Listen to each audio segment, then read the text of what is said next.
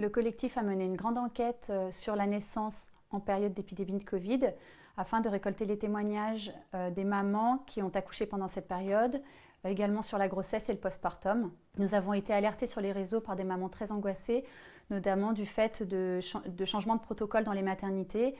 Des maternités qui refusaient la présence du papa ou de l'accompagnant à l'accouchement et ensuite de couche. Cette enquête a connu un grand succès puisque 2727 personnes nous ont répondu.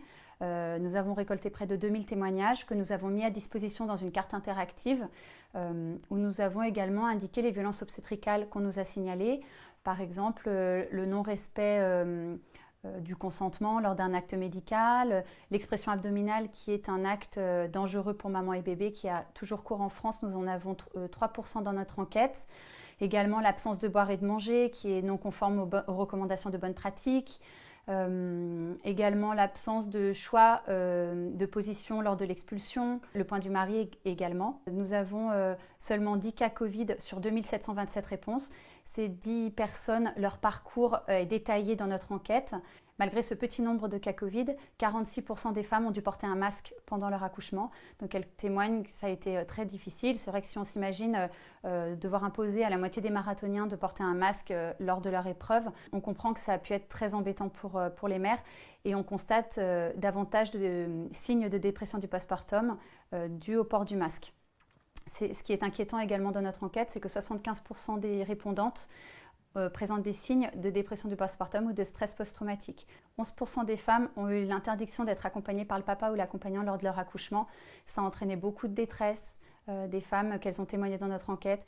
Également, en suite de couche, elles témoignent d'une grande solitude parce que les équipes médicales n'étaient malheureusement pas plus disponibles que d'habitude.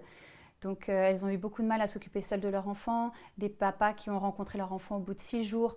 Donc ça a été très difficile pour créer des liens avec leur famille. Nous avons également davantage de déclenchements parce que des accompagnants qui étaient autorisés en salle de travail, seulement, du coup, des mamans ont préféré accélérer les choses pour pouvoir être avec le papa, l'accompagnant, pour être davantage assistés. Et malheureusement, on sait que les déclenchements, ça entraîne plus de forceps, de césariennes. Avec le collectif, nous savons que les violences obstétricales sont malheureusement généralisées en France. Le Covid a aggravé visiblement la situation.